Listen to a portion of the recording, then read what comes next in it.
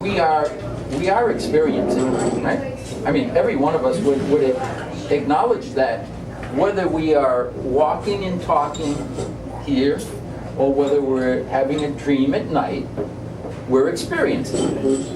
And what we experience changes.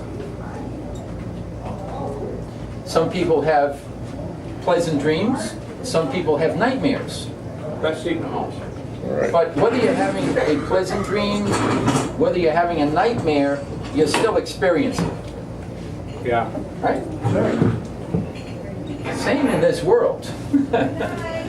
Whether we are having a nice, comfortable, easy life here, or whether we're having a miserable nightmare, which some people are having, and every point in between, we're all experiencing. That's one of the things that we can probably all agree on. We're all experiencing something. So this is where this awake or asleep comes into play so strong. Because in our divine nature, in our core, we are all perfect. Within the sleeping state, where the ego, I'm going to put ego, human, judgmental,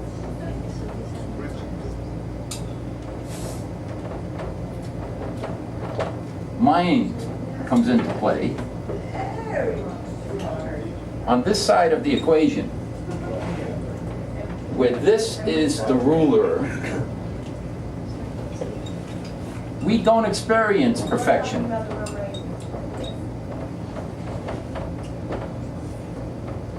It is not experienced.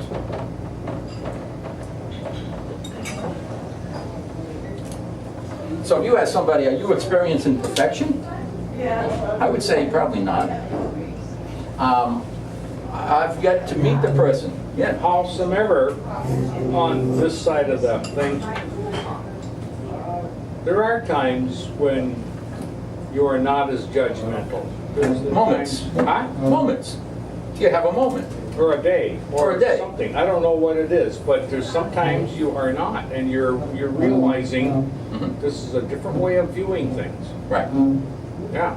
So what would the Course in Miracles, for those of us that have had a little experience with the Course in Miracles, the Course in Miracles says the miracle is exactly what Doug just described.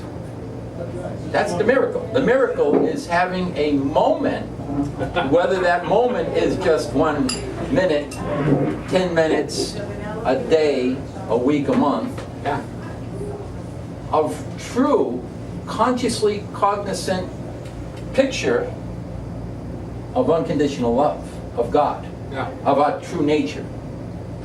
Okay? That's what it means. That's what it means to have a miracle. Anyway, I didn't want to get too deep into all of this tonight, because we were going to get back into where we were headed, that we've been working on now for a number of weeks. But there was a couple of points that I wanted to get into before we jumped into that. And without trying to confuse things here, I remember I talked about the fact that the Bible does contain a lot of truth. And it has been interpreted many, many ways by many, many people. But there's one thing in here that many, many people will miss when it says, and this is in Isaiah, this is God talking, and God says, I form the light, and I create the darkness. I make peace, and I create evil. God said this. I didn't write this book. I wrote this one. That's Isaiah wrote that, huh? Isaiah wrote this. Okay? I, the Lord, do all things.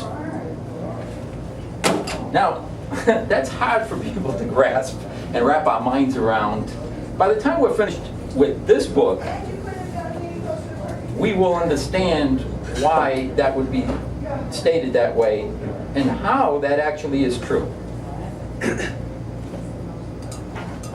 For one thing, That God created negativity? absolutely. Absolutely.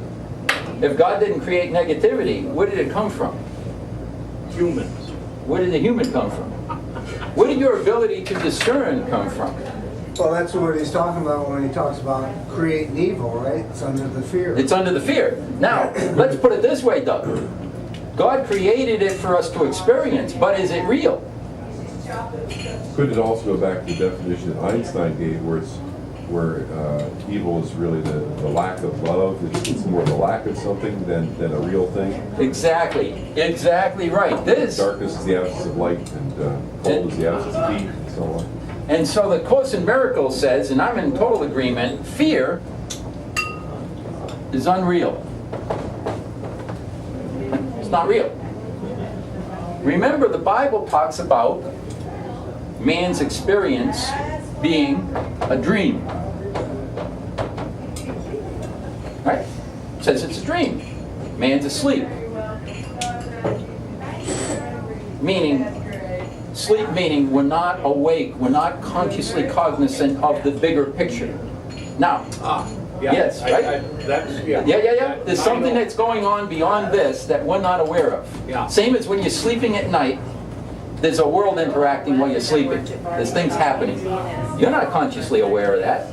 We're not aware of what's going on across the street at Taco Bell. I don't know what's going on over there. Something's happening. Something's happening everywhere at all times. As human, we are far from being omniscient. At least any that I've met. I haven't met the one yet. But God is omniscient. And ultimate reality, when I say ultimate reality, we are part of that omniscient consciousness. We may not know it, but we're part of it. Right? When Buddha was asked, are you a god, you an angel, you a saint? His response was, I'm awake. I'm awake. He had withdrawn his attention from looking at this world through his judgmental eyes relative to an ego-human mind. He became awakened. He became enlightened. This is what enlightened means. We have opened ourselves to experience something that is far greater than people are viewing with our senses. Anyway, I don't want to get too deep into that because we are going to get into things as we go along in the book. But I wanted to rehash some of this because where we left off a few weeks ago, Page 28. page 28. Yeah. But before we get into page 28, I just want to take one more look at page 27. Yes. Okay? Because this is exactly what we're talking about. We're talking about life. Okay. We're talking about life over here. Is life. Life is living and experiencing from the awakened state. And death is the opposite of that.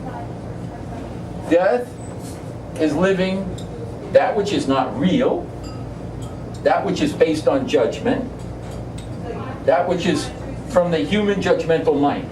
That's death. Death is seeing our version of what is relative to our human experience. They're worlds apart, spiritual and human. They're very, very far apart. But anyway, the tree of life was representing this side. It's life, it's love, it's the awakened, it's spiritual.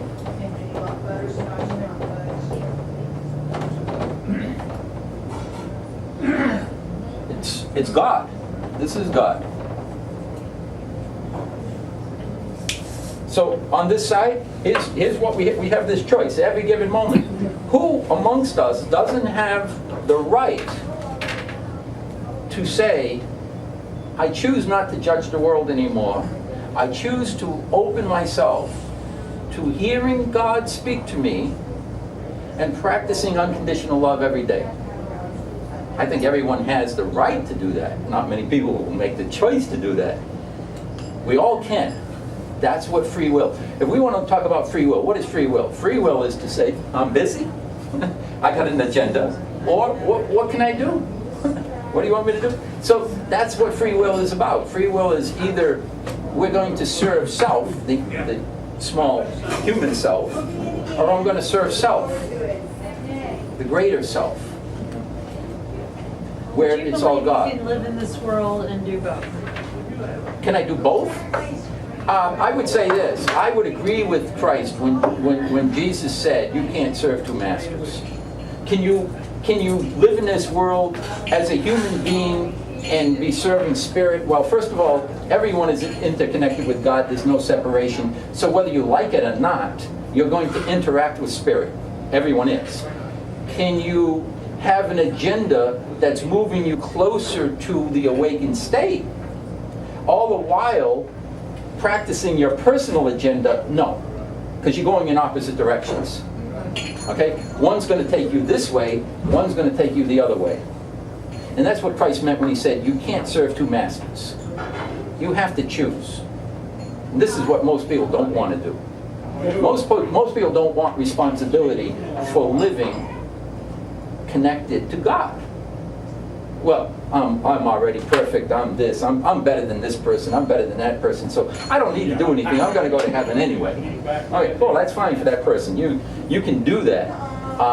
We've talked in here many times of different states or levels within creation that we're going to move ourselves to. And no one is going to drop this body and instantly become transformed into an enlightened, perfect being. The ego, here's a big problem that people don't recognize. The ego goes with us. Just a little while ago, Gary was talking about a book that he's reading and talking about somebody recording prior lifetimes, okay, individuals having, and this person is recording details from different lifetimes from individuals. Well, the individual spiritual entity, that's what I'm going to call us, because we are individualized spiritual entities. We carry a frequency, and that frequency stays with us because it is us. Each of us has a unique thumbprint, each of us has a unique frequency. Okay? And we're in charge. We are in charge of our own frequency. You can give it over to someone else, you can ignore it, you can say, I'm not going to work on me because I'm already perfect. Now, yes, spiritually speaking, you are. But if you have any form of judgmental mind that is going to influence your day-to-day, you will not experience the perfection that you are as spirit. What you will experience is more of wherever you are. You're going to keep going and going. And we have all of eternity to play this game. So when they say you're going to go to heaven and hell for all of eternity, I say it's not as cut and dry as, oh, you're going to go to heaven, you're going to go to hell for all of eternity, but you can experience hell for all of eternity if you choose, because you have free will. No one and nothing can interfere in someone's choice. We can influence each other. Hitler influenced a lot of people, and they say, yes, count me in. Let's go get some, whatever. People are influenced every single day by what they hear. You can accept or reject it. If you accept it, no one took anything from you. You gave it. You gave them the power to influence you. Right? Right? I mean, I can't make you do anything. You can't make me do anything. I mean, someone can threaten me. They can come over here and retract everything you said in that book, or we're going to pull this trigger. Well, I look and I say, well, if I retract it, I'm not living true to what I know I'm here to share, so I pull the trigger. Well, I didn't have to give in. Everything has a consequence. Ultimately, my choice was to share and move back to my spiritual self, experientially. experientially, because again, we are all perfect spiritual beings, but not many are experiencing the perfection. Very few, very, very few. Christ was a master teacher that was here to deliver people to a level of understanding where they'd have that experience. Absolutely. There are other ways to get there, although Christians won't accept that there's no other way except for Jesus. Jesus is one way, yes, and by all means, if you believe in Christ and you understand that there is a universal consciousness which you can be a part of, stay on that path, practice that, stay there, because you'll be fine. But anyway, Jesus and Buddha, they had to be parallel buddies. oh, they would get along perfectly, Yeah. because what they were teaching was they were on parallel paths, teaching Yeah. people to get to the same destination. Yeah, Absolutely, yeah, they knew what each other was talking about. absolutely right. Yeah. But anyway, this is a perfected state where the Bible says we live, breathe, and have our being in the body of God. The God is the seen and the unseen. God is the summation of the whole. That's life, true life. The tree of life would be consciously cognizant of that relationship. Now, if I'm awake and recognizing this, who's not part there? Who's not with me? Who's not a part of creation and part of God? The atheist? Right. Everybody's with me, right? That's life. Now what's death? Taking that perfected state, and in my own mind, through my own judgments, creating separations. My family, my home, my country, my this. Now there's me and mine, and them. Okay? Me and mine and them. Now the moment I create me and mine and them, boom, I got to protect me and mine. Right? Otherwise, they're going to come take my water. Get it? And there's only a little bit, and now all of a sudden we believe in lack. We believe in all of the things of the human judgmental mind. I only got a little glass. I give you some, but I only got a little. So you can't have it. Sorry. But now somebody's coming after my water because there's no water out there. I got to get a gun to protect my water so I can protect me and mine. Okay? Well, that's the human experience. And so that begins the journey that God warned Adam and Eve not to take. Don't go down that path. He said, if you go down that road, if you judge, if you see, eat of the tree of knowledge of good and evil, split up this perfection, now you're going to have a different experience. And fear came into play. There was no fear. But then right after they did this, Adam and Eve, God's calling Adam. Adam's naked and he's hiding. He's afraid. There was no fear before this. But anyway, that was the beginning. And we've gone over this beginning many, many times. Then there's a journey. So that was where we were before. We've covered many, many times over. And now we're going to get into the journey home, which is really the human experience. Because the human experience, we all have a human mind that works the same way. All of our minds work the same way, in that we look at this moment and we put a value on this moment relative to whatever past we have. Of course, each one's going to be different, but we all operate the same way. Someone walks through the door, we all will look, and we'll all put a value or a label or whatever. That means something. There's a meaning that we all have. It's going to be different, yes, but we all operate that same way. So anyway, I think we left off when we really were in the book on page 28, and we're down to the 4th paragraph, and I was talking about the Bible here when I said, as you read the story of the Bible, you will find that it is a story that contains many levels of awareness within the dream state. Yeah. Okay? Yeah. Within the dream state of man. These levels lead up to a point of readiness in rebirthing back to love and oneness. So, we look and we say, what are we doing in this world? If we're here, if we're all here for one reason. Now, the details are going to be different, of course, but the one reason is to wake up.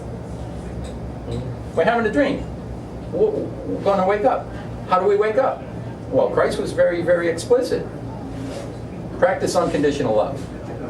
Don't judge anything or anyone, including self. Don't even do that. Judge no one. You will experience perfection. You believe that? You believe it, Doug? If you judge no one and nothing, you'd experience perfection? Oh, that's true, but maybe so. But Okay. you just don't start not judging anybody and brute forcing it, making it happen. Okay. It's going to be something that's going to happen on its own, and it's going to surprise you. Okay. Now, But you can't brute force it. you can't brute force anything. No. No, because it's not you. You're not in charge. You're forcing it. You're forcing. But that's like going down to some country in Africa and being nice to people, because if you do, you're going to get points and God's going to like you back. You're looking for a reward. But now, we're not talking about that. I said non-judgment, and you just said yes. Now, Yeah. here's my intention. Here's my intention. I state my intention. What's stated intention? Okay. Yeah. Stated intention. What is the intention? Not to judge. Not judge. Non-judgment. Okay. Okay? That's All right. an interesting dynamic. Yeah. Isn't it an interesting dynamic? Yeah. Now, here I am, because the now always is. I'm staying in this moment, and I'm stating my intention. My intention is to practice, I'm going to practice unconditional love.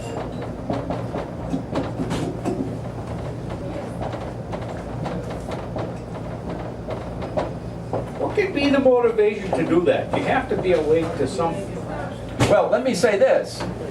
Let me say, God does have a will. We've talked about this, and some people disagree. What is God's will? God's will is this, and only this. You wake up. That's God's will. Okay? We all have infinite opportunities to reassess who and what we are. Okay? God's saying, wake up, wake up, wake up. Now, what does it mean to wake up? It means to recognize the universal consciousness that it is all around you, that you're a part of. The Buddhist, the Muslim, the Hindu, the Christian, the everything is all part of a one universal family that some call God, some call the universe, some call the Great Spirit, whatever label. Some say Krishna, whatever. The idea is, it is all one. When you recognize it's all one, you're not in a position to judge anyone anymore, are you? No. But how did you get to that point of awareness? See, I bet there's 2 billion people on a planet who don't have the foggiest idea. You know how I got there? That. You know how I got there? I went to sleep one night and God ripped off the veil and says, here's creation. Now go and write about it and teach it. Okay, That's how I got it. Yeah? Absolutely. I didn't get it from reading. Trust me, I'm not a reader. When you hear me read, you'll see I'm not a reader. And when you see me trying to spell, I can't spell to save my life. But I do know creation because it was given to me. It was a gift. Here it is. Now, you know what? You had to be ready to accept that or understand what the heck it was. I also say this. In the book, I talk about the journey that we're all on in creation. And I know this, and this pisses some Christians off when I say, the experience I had showed me, before time began, I was. In other words, I've already had the experience of going through the whole spectrum of creation and know that this is truth through personal experience. Now that's a hard thing for people to accept, Yeah. you know. But, and I say, you know what? Buddha said this, and I agree. Don't believe what I'm telling you because I say it's true, but I'll tell you this. What I'm saying, I know it registers with you as being the vibration of truth, or you wouldn't be recognizing it now. Yeah. It is the truth. And what it is something that's universal for all of us, because God is expressing itself through every individual. We're all the same. Just because I had an experience that you didn't have at this moment that you're aware of, doesn't mean that you can't have the exact same experience. You can. And I said this in this book. The only thing that puts limits on what we experience is our belief in limitation. Okay, now again, remember the now moment, because this is very, very important. Now, the Bible says, as you believe,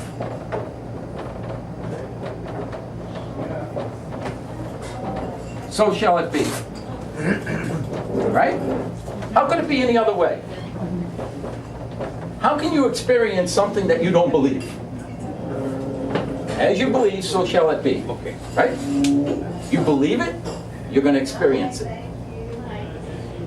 Alter your belief, Yeah. you Negative alter the or experience. positive. Negative or positive, Yeah. it People doesn't do that matter. to each other, so they get bad diseases because They believe in they think they're going to get one, and they do. what you fear. No, they talk about the law of magnetism. What you fear, you're going to magnetize to yourself. Okay, many of us are going through a state where we say we believe one thing, we don't really believe it. We're very confused. We are all confused, all of us. I've had moments. We have moments. Okay. Right. That's the human side. The human side is going through lifetimes of experiences to evaluate and to choose and to grow. And actually, it's not necessary. We make it necessary. It's not necessary. We can choose to forego 1,000 lifetimes if we chose to move to a vibration of unconditional love today. Now, many people would say, I agree. I follow what Doug was saying earlier on that, though. what's that? I mean, I truly try to advance to that stage. But as I try, it's my ego trying, and I know that. Okay. And it's like you're not smart enough to ask a question, too, part of it. Now, let me see what I just heard, and you tell me if this is correct. I want to see what you just heard, too. I try. And I try. And then I try. You see what you put out to the universe? Oh, What is the universe hearing? Keep trying. The universe is going to support you in your belief. What do you believe? But I try. You believe that you can't do it, but you're going to try. Right? Oh. What? All right. How long is that going to last? Forever. As long as Yeah. you keep choosing to try, you'll never get there. Can't be done. Because you've already got it in your head. You're not. Belief. You're not going to make it. You're thinking. How do you Belief. change the belief, though? How?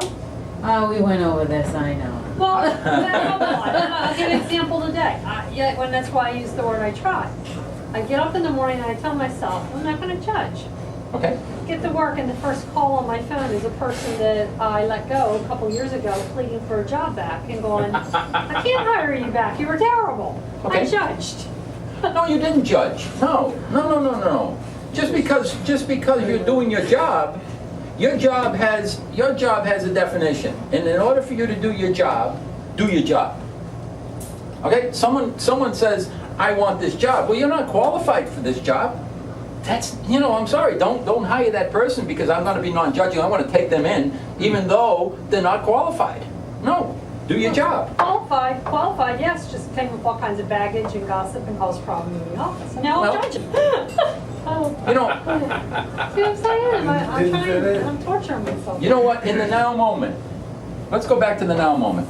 Because now always is. Even if you judged a moment ago, does that have to be who you are right now? No. No. Now always is. We have infinite now moments. Every time you have a thought, you could. Every time you have a thought, But again, that's your ego doing that. that is your ego doing that. So, Right. Now, what are we here practicing to become? We're here to Awake. practicing to become awake. Or this is light. Remember Paul in the Bible? Paul said, I die on a daily basis. Right? I die on a daily basis. Yeah. What did you just describe to me? The same thing Paul was saying. I die on a daily basis. I'm not telling you I don't have a moment where I get caught up in a judgment. I've had them.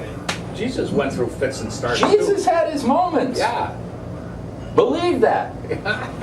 The more you believe that Jesus had his moments, the more you can accept that Jesus is going to help.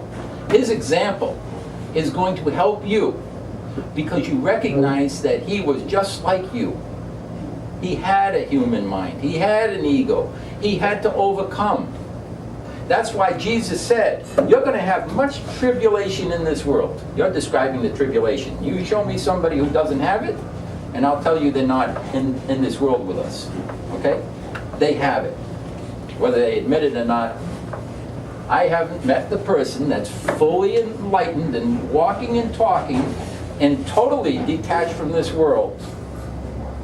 I haven't met them. okay, so what are we doing? What are we doing? Best we can. What we're doing is we are going through a process of understanding that allows us to make another choice. Yes, but we can't do it because we're human. SE or CE? See, Okay. But we can't do it because we're human. You're saying it's Wait a minute. impossible. Are you human or are you I'm spirit? human. I'm both. No, you can't be both. You're a spiritual being having a human experience. Right. Okay? Right. Okay. But I'm in the human experience at the moment. So what? So my ego is. Is your ego in charge or are you in charge? No, I'm in charge. Ah. See, what happens is we have all given our ego so much power over us that usually the average human being is going to say, my ego is so strong.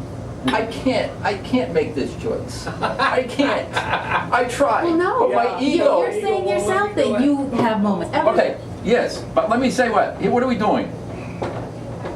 You practice. If I sat down to this piano, you think I could play? No. No. But I'll tell you what, if I sat here every day and I practice, and I practice, and 10 years from now, I might be able to play a little song. Okay, but so that's our goal, is to practice doing this. you practice until you can be. Because practicing, And don't beat yourself up. don't ever beat yourself up. Why would you beat You can yourself laugh up? at yourself. You know, you'll see yourself doing something egotistical Yeah. and laugh at yourself when you catch yourself doing it. It is because it's so silly. What are your guidelines for practicing? My guidelines for practicing, for me, I would say this: intention. Here's how I would say you practice. You state your intention. Okay? What's your intention? My intention is to stay in the vibration of unconditional love. That's my intention. Before I get out of bed in the morning, I'm going to say my intention for the day. I'm going to state my intention. I'm going to stay in unconditional love, and I'm not going to judge anything or anyone. Now, drive down the street and someone cuts me off. Drive off. All it takes is your kid. And I get upset. Now, what am I going to do? Restate my intention. I intend to stay in the state of unconditional love and non-judge. Now, I'm not going to beat myself up because I just had a moment, because that's my ego wanting to play with me. My ego says, Get a pen. I got one here. I don't want to wait on that. Oop. Yeah.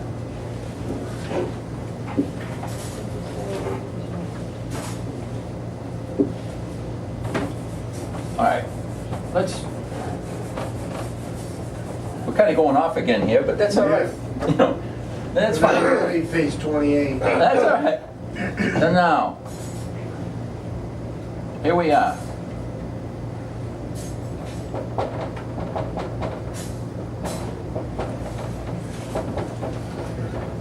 state my intention. Now, once I state my intention, I'm going to have an experience, as we all are. Right? But you get tested. We're here. You're going to get tested. We are all going. You know, the Bible says this: your treasure will be tested in the fire. You know, you set out an intention and you go to achieve it. My goodness, you're going to do things wrong. Then you got to back up, start over again. You're going to bump your nose. And it always happens. But it works. It works. Eventually. It works. Yeah, things will fall into So place. maybe by at the right time I'm like 80, I'll be all set. Who knows? Well, wait a minute. Now, wait a minute. Here's where you should never put a degree of difficulty on anything. Yeah. Let me say this. Up until this moment, you've struggled. Up until this moment, I've struggled. We've all struggled. Why would I put struggle on my future? Right. Why do I have to define the future through the eyes of the past? Okay? Now, we recognize, see, intellectually we're getting this. Intellectually, you told me, you know you're perfect. Intellectually, it's all set. Okay, Yeah, we're good. intellectually it's all set. So you know that there's a perfect state within you, within all of us. Okay? So now it's a question of experience. Right? I'm going to experience this, or I'm going to experience my ego. One or the other. Right? In every moment, I'm going to see through the eyes of unconditional love, or I'm going to see through the eyes of my judgmental mind. It's a choice. That's why this was going to be called, maybe I might go back to the original title, The Ultimate Choice. Because ultimately you must make a choice. What is it you wish to experience? What is it you wish to have? Do you wish, I mean, not the stuff of the world, of course, because, I mean, you can. Go ahead, have whatever you want here. But the idea is, the ultimate objective is to experience God, really. The God experience. That's the ultimate goal. You can't get any higher than that. Experience God. And experience God through interactions. Remember, I don't know whether you were here, but a while back I shared something an experience that I had. I was in my 20s, and I used to live in the woods. I had 9 acres of land. I was in the floor covering business at the time. And because I was dealing with the public every day, I wanted to get away from people when I was off. So I had 10 acres of land, and my house was set back off the road, and I lived in the woods. I like that. So I went home one night. It's a Friday night, and I had just worked 12 hours, worked from 9 to 9, and I went out onto the deck in the back. Now I was living alone at the time. I had a back deck, and I'm in the woods, and I'm hearing all of the animals, not the animals, but the crickets and the bugs, and all the noise. And the wind going through the leaves, and you could hear all of this stuff. And then all of a sudden, dead silence. Oh, yeah. I mean, total dead silence. The wind stopped. Not one cricket, nothing. And I'm standing there, wow. And then it hit me, this is God in this moment was sharing with me the consciousness before creation, the alone state. What it was to be totally alone before creation. Wow. I'll tell you, I can't even begin to describe what that alone state felt like. But what came to me years later, and I remember in the book that I wrote, I think I got it in here, I'll know when we get to it again, It's All One Truth. I said God created creation to experience itself to itself. And that's what we're doing. We are God expressing itself to itself. You can believe that or not, but the truth is, that's what's happening. God is expressing himself to itself through all of us and through all of creation. When you interact with someone, that person as a part of God, as you are a part of God. But then you say God wants one thing, has one will, and that's for us to wake up. To wake up. Absolutely. And it's a totally different experience when you are experiencing unconditional. I know you've had this moment. We've all had these moments of experiencing non-judgment moments where we're unconditionally loving. And even when the moment starts off through a judgmental mind, and you transform it by choosing something different, you change the whole dynamics of that moment. You change the whole frequency of that moment. You change who and what you are in terms of experience. And it really doesn't even matter what that other person does. See, this is about you. It's always about you. That's why Mother Teresa said, and she was right. She says, in the end, you're going to find out it wasn't about you and them, it was about you and God. This is your experience. Every moment is your experience. What do you do with it? You want to experience more of the same. You want to elevate it to something greater. And whatever you want in between, that's available too. All of it. And there's nothing in creation and no one in creation that can mandate and tell you you must have this experience or you must have that experience. You call for all things. We all do. You know, we look and we say, and this is something that I get a charge out of in a way, when people look and they say, well, so-and-so had an accident and they passed on. It was God's will. No, it wasn't God's will. 300 people went down with this plane and one lived. It's God's will. It wasn't God's will. No.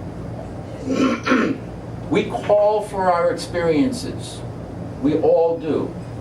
Through the choices we're making. And we have all of eternity to play at this, mind you. It's not like, oh, you got to get it today. You gotta look at it like a game, or you drive yourself crazy. Well, make it a game. Yes, make it a game. You know, one of the things in my meditations, when I first started meditating, it used to drive me crazy. I heard God speak to me, literally. I went home, I know I've told this story many times, I went home and I'm praying and my wife was sleeping and she said yes and da-da-da-da and goes on. And I was thoroughly convinced this was God. Then I had this other experience, and I know I've shared this one, where I called this locust over and it walks 30 feet and stands on my shoe and looks at me in the eye, and I had that experience.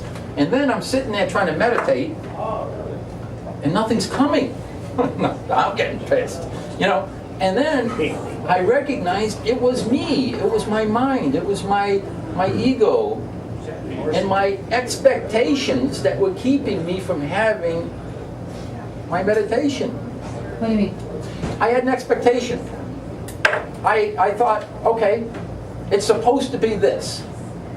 Don't try to make anything into anything. You put a value on it. I put a value on it. Yes. On the meditation. On the meditation, on that moment. Same as we do with everything else. Everything is what it is. Let it be. Then I recognized, for me, when I was meditating, thoughts are coming by. Rather than engage those thoughts, I said, wow, isn't that interesting? That one goes by. Isn't this interesting? That one goes by. Isn't that? Then I started to recognize, wait a minute, who's doing the feeding of these thoughts and who's doing the observing? What came to me was, there were different parts of me here going on, interacting. Right? There were parts. The ego was there. And there was what I call in this book the I am of the soul. I am is observing. I became the observer. Wow. Now what happened, the more I observed without engaging, it starts to drop away. Then when it dropped away, I started having different experiences. Now I looked at this and I said, now you got to remember, I was practicing meditating and being quiet for 3 years. I kind of withdrew from the world. I was meditating 2 to 3 hours every day for 3 years. You don't normally do this in this world. Okay? But I was doing this. when I was in that mindset in walking amongst people, what I was experiencing was they were like zombies, mindlessly walking around doing whatever. You know, we do these things and we're almost like robots because we have conditioned ourselves to let our ego minds do all of our thinking for us. And we react to everything and everyone based on the program that we've installed. But I recognized I have the ability to say, I'm going to cut that program off. I'm going to have something different. So what I started doing was, I'm an observer. I'm observing everything now. Wow. Now it takes on a whole different meaning. I'm here to observe and interact rather than react. There's a big difference between reacting and interacting. When someone comes and the phone rings, and in that moment, what you're guided to say, say. Don't look back. Don't judge that you're judging. You interact with the moment. The moment's finished. Don't ever go back and reevaluate it. Why would you do that? You see, in the now, here's my now. If I bring the past, even if it's a moment, if I bring the past into my now, I'm no longer here in the now. I'm lost. Now, granted, this is what we all do. This is what we've been doing. This is what we're used to doing, but there is another way. Now, do you wake up one day and boom, you're there? No, not usually. Could that happen? On rare occasion. But I say this, everything is as you believe. Your belief. As you believe, so shall it be. If you believe you can't do something, you can't do it. If you believe you can do it, you can do it. So what are we all doing? We're working on our beliefs. Right? And our beliefs are either going to be rooted in love or fear. This is spirit. This is human. Ego.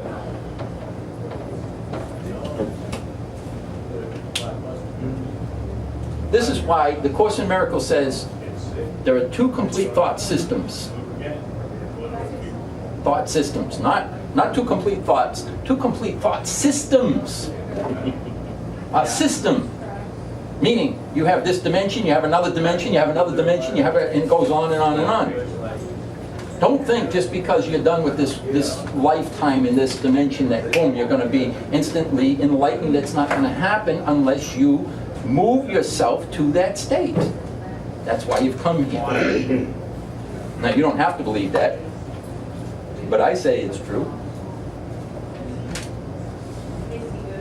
So anyway, let's go back to our human experience. Because we're just about out of time. We're almost off of 28, page 28. The story of Cain and Abel. Now remember this, that Adam and Eve ate of the tree of knowledge, then they had children. Within the system symbolized by the tree of knowledge of good and evil, you will find opposites to everything. This system of polarities is the basis for all experiences perceived, I say perceived as life, in the third dimensional world we inhabit. Perceived. Because what you perceive is not necessarily what is. We perceive it. Right at this moment, there's light waves we can't see. There's heat waves. Did you ever sit? I've sat in the car many times and I see heat rising. Okay? Normally you don't see them. It's happening. It's happening right now. I mean, there's all kinds of things going on that we don't see. We only perceive what our senses can accept at this moment, but there's much more going on. So I'm saying what we're perceiving is not the true reality. To understand this system, it is helpful to remember that polarities depict diametric opposition, and as such, have a tendency to cancel each other out. Okay? And why I put that there, the Bible says this, there is no fear in love, but love will overshadow fear. love would cancel fears out. Right? It will. Yeah, right. Whatever you're afraid of, the love would cancel it out. Direct opposition to one another. They can't coexist. You can't have love and fearful thoughts at the same time. Can't be done. They are diametrically opposed to one another. By this I mean that positive will balance negative and negative will balance positive until a state of neutral is reached. Now, I don't know why we're going here, but here we are. I'm going to talk about this dimension. Here we are. Here we have positive. Here we have negative. Now, where would we find a neutral? Right here. If this is good and this is bad, well, I'll call it evil. Good and evil. Where's neutral? Non-judgment.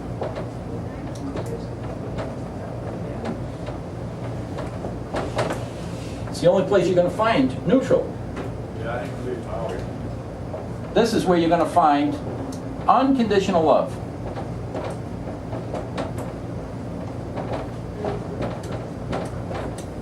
Now we look at the Bhagavad Gita. The Bhagavad Gita talks about the states that we go through in terms of the evolution of the human. And it says we begin in ignorance. We move into passion. Then we move into the mode of goodness. And it says, if you want to get into the spiritual realms, up here, this good and evil has to collapse to where you're not judging anything anymore. It says that the hardest state to break out of is the mode of goodness. The concept that we must do good. I got to do good. I got to do good. I got to do good. I got to do good. You don't have to do good. You told me that you're already perfect, right? Right. I believe it. You are. Yeah. Now, if you're already perfect, what do you have to accomplish? Nothing. You know what you have to accomplish? Acceptance. See? Yeah, whatever. Acceptance. We have to accept. We have to accept that we are connected to God and we are already perfect. Now, in order for me to do that, if I accept that I am perfectly created and I'm still in my perfect state, I have to look at all of you the same way. Everybody out there, everyone I encounter is innocent. All innocent. Yeah. Everybody's perfect. Yeah, tell that to the human ego. Tell that to the average guy down the street. But it's true. You know, when you say to somebody that you are accepted just as you are, no preconditions, they don't accept that. Why? You know why? Yeah. Why?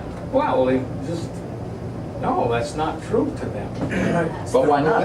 There can't be. Conditioning and because No, they're inherently, living they've been trained to think they're inherently defective. Exactly. It's like a The guy said self-esteem. last What week. is, it's like a self-esteem.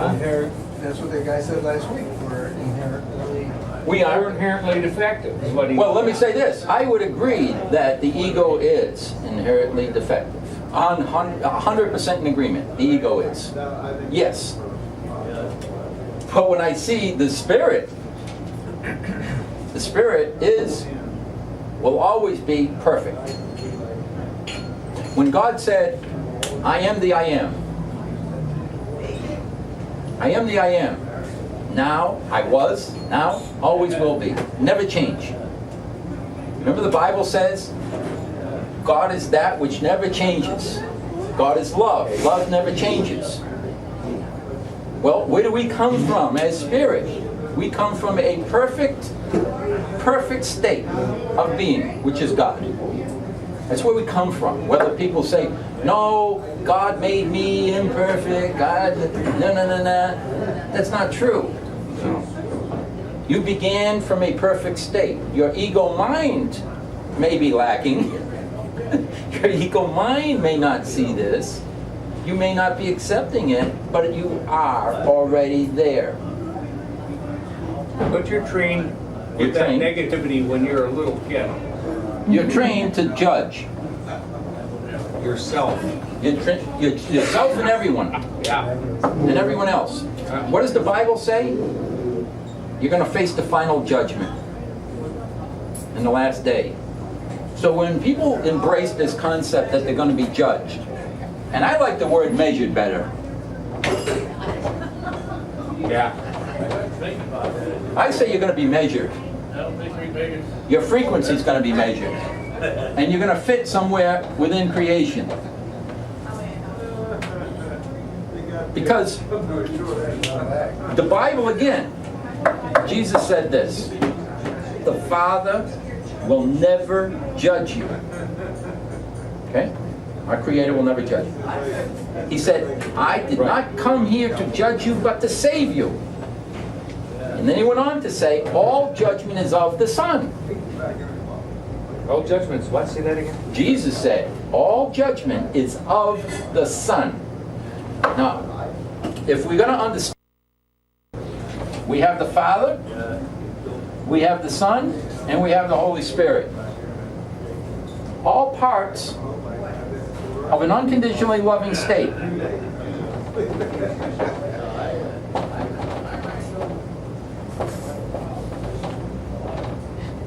If God is the summation of all, then God is unconditional love. What is the Holy Spirit? Same thing. What is the Son then? The same thing.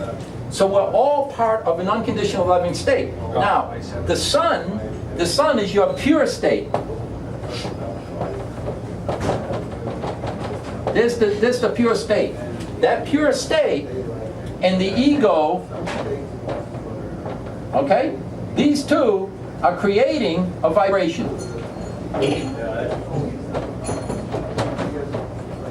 There's your vibration. Your vibration has a frequency. That frequency will be measured. It is measured. I mean, the idea when I say measured is if I got a block of ice this big, I can't put it in this cup. But if I change the frequency, I got water.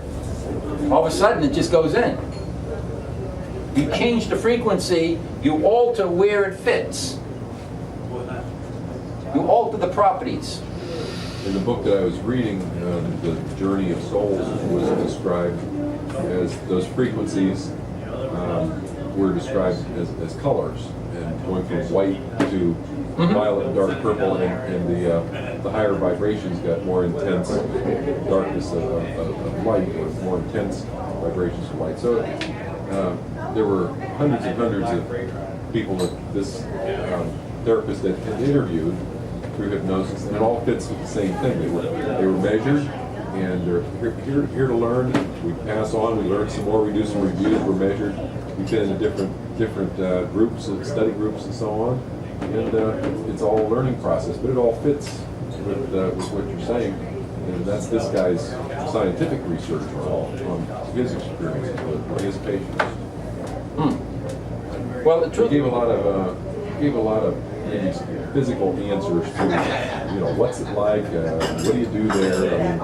I mean, in between stuff that was rather interesting.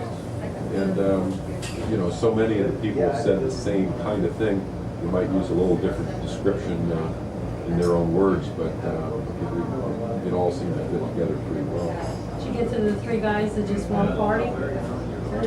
Yeah, I think so. That's so funny. Yeah, I agree. But their will is to party. They'll come back next time and party. It's so funny. The Hindus believe that if you have an inclination to do something, do it. And do it until you recognize that, nah, this is not satisfying anymore, and now all of a sudden, you'll naturally move on to something else. Now,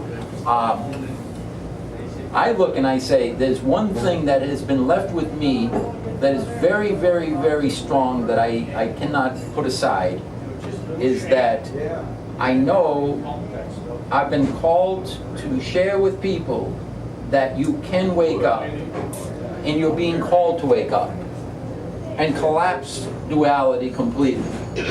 Now, that's not a popular thing in this world. Most people are not going to be open to hearing that. And the first time I was told, I want you to share this, I looked and I said, with who? You know, it's like, no, it's not the kind of thing that people are going to wrap their minds around and want. Because most people in this world, most people are still of the mindset where they're very, very attached to the ego. And their ego is, for lack of a better word, their ego is their God. You know, their ego is the main objective. More of something, maybe bigger this, maybe more power, maybe more money, more of this, you know. But most people are not interested in surrendering that part of themselves. By letting go, you will experience something that is so much greater than anything you could even begin to imagine, that you'd never want to go back again. But I say this, practice for a while. If you don't like it, go back to where you were.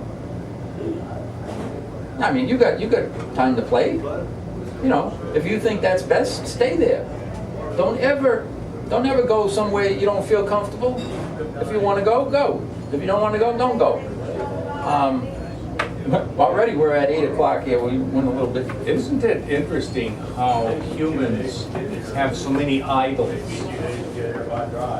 You know, movie actors, football players, anybody, you just would go down and bow before their feet and kiss their shoes, and it's wonderful. And when they win the game, wow, you won the game too. Right in there. What I'm kind? describing I'm sitting next to. You got any idols? Huh? Do I have any idols? Yeah. I have no idols. Okay. I have none whatsoever. I fought my Yeah. son for Deion Sanders football. And I observed